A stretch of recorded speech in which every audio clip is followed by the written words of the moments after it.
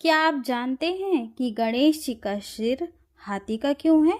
आइए सुनते हैं ये अद्भुत और प्रेरणादायक कथा। बहुत समय पहले कैलाश पर्वत पर भगवान शिव और माता पार्वती रहते थे। एक दिन माता पार्वती स्नान करना चाहती थी। उन्होंने सोचा कि जब तक वे स्नान करें कोई अंदर ना आए, लेकिन वहां कोई पहरेदार नहीं था। माँ ने अपने शरीर के उपटन और मिट्टी से एक सुंदर बालक की मूर्ति बनाई। फिर अपने प्रेम और शक्ति से उसमें प्राण फूंक दिए। वह बालक जीवित हो उठा। पार्वती जी ने प्रसन्न होकर कहा, बेटा तुम मेरे पुत्र हो। जब तक मैं स्नान करूं तुम दरवाजे पर पहरा दो, किसी को भी अंदर मत आने देना। बालक ने सिर झुकाकर कहा, जैसी आपकी आज्ञा माता। वह दरवाजे पर डटकर खड़ा हो गया। कुछ देर बाद भगवान शिव वहां आए। वे अपने घर में प्रवेश करना चाहते थे, लेकिन गणेश जी ने हाथ जोड़कर कहा, माता ने आदेश दिया है कि जब तक वे स्नान करें कोई अंदर नहीं जा सकता, इसलिए क्षमा कीजिए, आप भी अंदर नहीं जा सकते। भगवान शिव आश्चर्यचकित हुए। वे हंसे और बोले, बालक मैं इस घर का स्वामी हूँ, मुझे कौन रोक सकता है। लेकिन गणेश जी माँ की आज्ञा पर अड़िग रहे। उन्होंने दृढ़ स्वर में कहा, माँ का आदेश सबसे बड़ा है, चाहे कोई भी आए मैं आपको अंदर नहीं जाने दूंगा।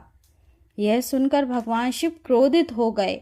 उन्होंने अपने गणों को आदेश दिया कि वह बालक को हटाएं, लेकिन आश्चर्य की बात है कि छोटे से गणेश जी ने शिव जी के गणों को परास्त कर दिया। वे अकेले ही डरकर सबको रोकते रहे।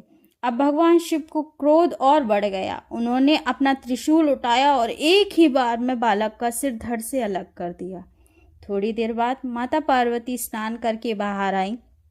जब उन्होंने देखा कि उनके पुत्र का सिर कटा हुआ है तो वे दुख से चित्कार कर उठी। उन आंसुओं से उनका चेहरा भर गया। वे क्रोध से बोली, आपने मेरे पुत्र को क्यों मारा? यदि आप उसे जीवित नहीं करेंगे तो मैं अपनी शक्ति से संपूर्ण सृष्टि को नष्ट कर दूंगी। माता का क्रोध देखकर देवता भी भयभीत हो गए। सबने भगवान शिव से प्रार्थना की कि गणेश जी को तुरंत जीवित कीजिए। भगवान शिव ने स्थिति को समझा और अपने गणों को आदेश दिया, जाओ, जो पहला जीव मिलता है उसका सिर लेकर आओ। गण चारों दिशाओं में दौड़े। सबसे पहले उन्हें एक हाथी का बच्चा मिला। वे उसका सिर लेकर लौटे।